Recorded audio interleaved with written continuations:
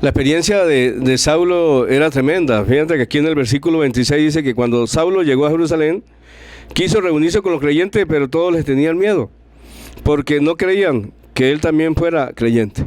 Hoy mismo cuando uno habla de Dios y las personas le conocieron en el pasado lo que uno era, pues como que se ponen y se preguntan, ¿será verdad lo que el Señor ha hecho en este hombre?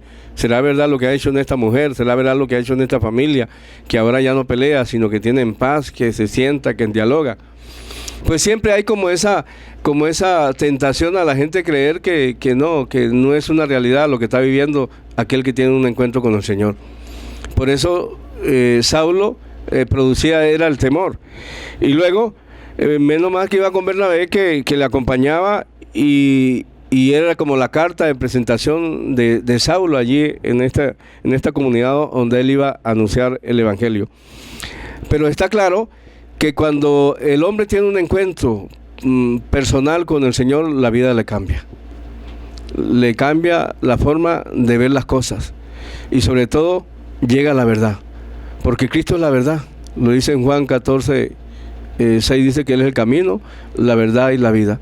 Saulo encuentra la verdad y empieza una vida nueva, con una actitud nueva de poder creer que primero él estaba contado entre los que iban a ser salvos. Y segundo, crea en él esa alegría de poder ir a anunciar con el que se encontró, con el resucitado. Y que él se hace testigo. Y que lo hace con mucha alegría y con mucha insistencia, como lo dice la palabra, con mucho gozo. Sin preocuparle el riesgo que podía correr. Y que ya en los capítulos sucesivos de estos Hechos de los Apóstoles vamos a ver que por anunciar al resucitado tuvo que ir a la cárcel, tuvo que pasar por muchas circunstancias. Pues eso mismo nos va a pasar a nosotros, por ser testigos de vernos encontrados con un Dios que nos cambió la vida. Vamos a ser perseguidos. Basta ver que cuando uno, sobre todo mi caso, mi experiencia es esa, antes de poder tener un encuentro personal con el Señor, pues mi vida iba por otro lado. Y los vicios del licor y todas estas cosas era lo que llenaban los vacíos de la vida. Y una vez que me encontré con el Señor, eso empezó a salir de mi vida.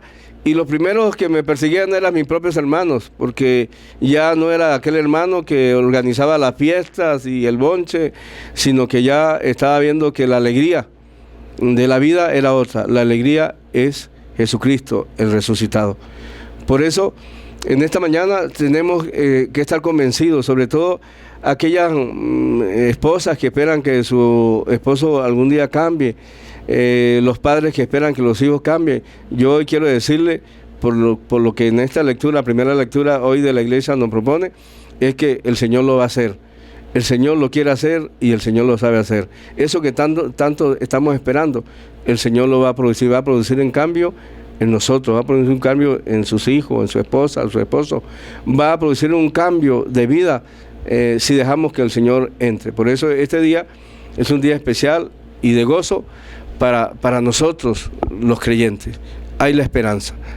Ciertamente estamos viviendo tiempos muy difíciles donde la fe está siendo probada tremendamente, pero en medio de esa prueba el Señor se levanta en medio de las pruebas para decirnos no tengan miedo, paz a vosotros. Es la experiencia que debemos tener los que hemos vivido no solamente la pasión, sino también la muerte y la resurrección de Jesucristo, que nos lleva camino a Pentecostés, a encontrarnos con la gran fiesta que la iglesia celebra, porque fue el día en que la iglesia se inauguró, donde recibió lo que necesitaba la iglesia, y sobre todo la iglesia que somos todos, que es la fuerza del Espíritu Santo, para poder cumplir con lo que Jesús allí, en la ascensión a los cielos, le dijo a los discípulos, que hicieran que todos los pueblos fueran los discípulos del Señor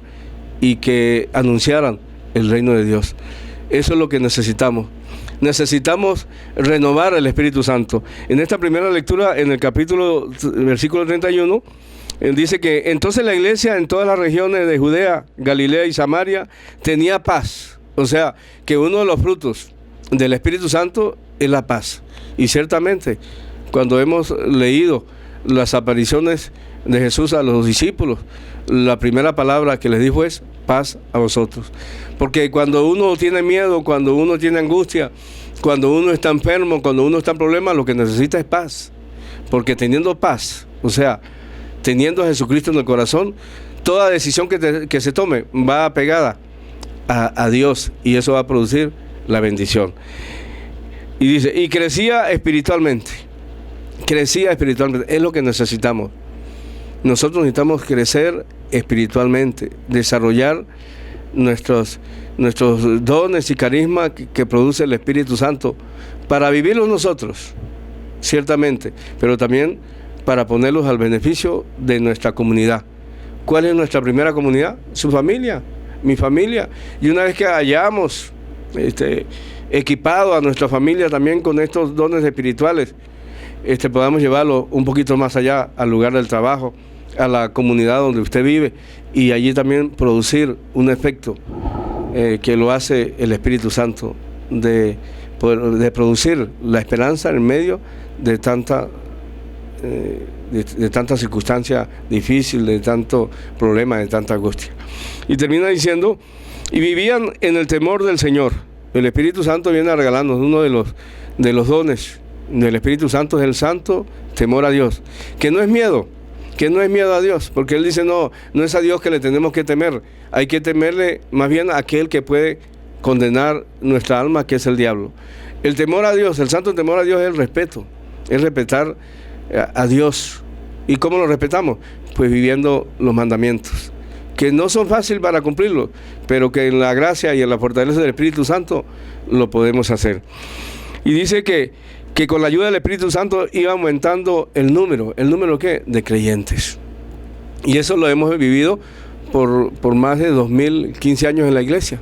Empezó una comunidad pequeña, con 12, luego en el cenáculo habían 120 el día de Pentecostés, y luego se fueron formando comunidades, ¿verdad? Y así ha ido aumentando a través de todos estos siglos los creyentes en la iglesia. Creyentes y además creyentes practicantes. Así que les esperamos en el próximo segmento.